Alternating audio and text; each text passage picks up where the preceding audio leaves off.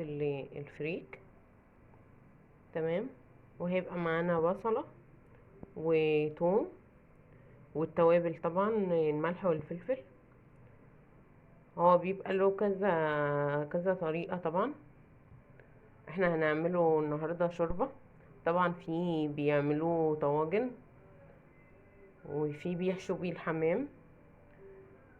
حمام بالفريك بيبقى طبعا حلو، بس انا بحب الحمام بالرز. وفي بيعملوا كذا طريقة للفريك، فاحنا النهاردة هنعمله بالشوربة، شوربة الفريك. ودي اول مرة اعملها، ويا رب تطلع حلوة بقى. هنبدأ بقى ايه، ان احنا ننقيه وننقعه. اهوت الفريك نسيبه بقى منقوع يعني لحد ما يشرب المية بتاعته، ممكن ساعة نص ساعة على حسب بقى ما يشرب المية بتاعته. وهو يا حبايبي بعد ما سبته منقوع اهو بقى، شايفينه شكله عامل ازاي كده بقى. خلاص هنبدأ بقى نعمله الشوربة. بس الاول قبل ما بعمله في الشوربة انا بشوحه، فبيبقى معايا بصل وتوم. هنضرب البصل والثوم ده ونرجع نشوف كده بقى. هنجيب ايه، حلة زي كده اهي، هشوح فيها بقى البصل، واقوم انمله بس كده. يلا نحطها بقى على النار، ونحط فيها المادة الدهنية، زيت، معلقة زيت على معلقة سمنة. اهو بصوا يا حبايبي، هو نمل اهو، نمل كده اهو. انا مش عايزة احمره قوي. هبدأ بقى ايه، احط شعرة ملح وفلفل، حاجة بسيطة، واقوم نازله على طول بالفريك. هبدأ انزل بقى بالفريك عليه اهو. اهو يا حبيبي نزلنا بقى الفريك، هنقلبه بقى مع البصل كده والتوابل. الريحه بقى ما اقولكوش، هيتشوح بس ايه، تشويحه كده بسيطه، وبعدين انزل عليه بالشرب. سهل خالص، وفي ثواني تعمليه. هو بس لما تيجي تعمليه تنقعيه من قبليها بساعه كده. تمام.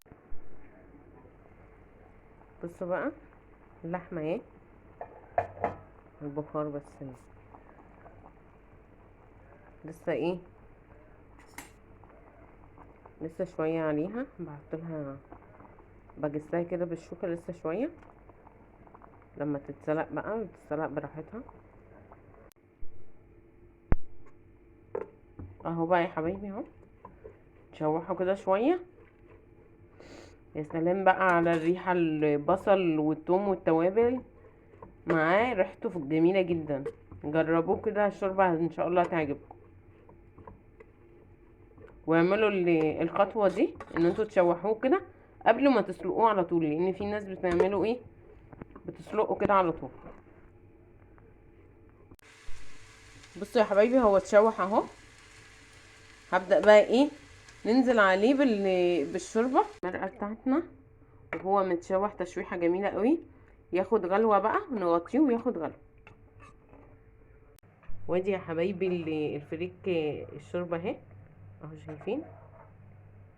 طبعا ايه، انا كنت عاملاه بمرقه اللحمه. بصوا جميل قوي بقى. وطبعا احنا في الجو ده عايزين ايه، الشوربه اهم حاجه.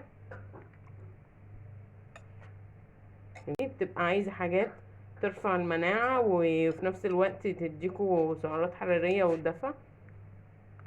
جربوا بقى الفريك بالشوربه. وان شاء الله في فيديو تاني هكون عامله لكم برضو طاجين كده، ونعمله لكم مره برضو جنب السمك. المره دي بس ايه، عاملاه شوربه كده. يلا اتفضلوا معانا بقى. متنسوش يا حبايبي اللايك والاشتراك في القناه عشان يوصلكوا كل جديد. يلا سلام عليكم.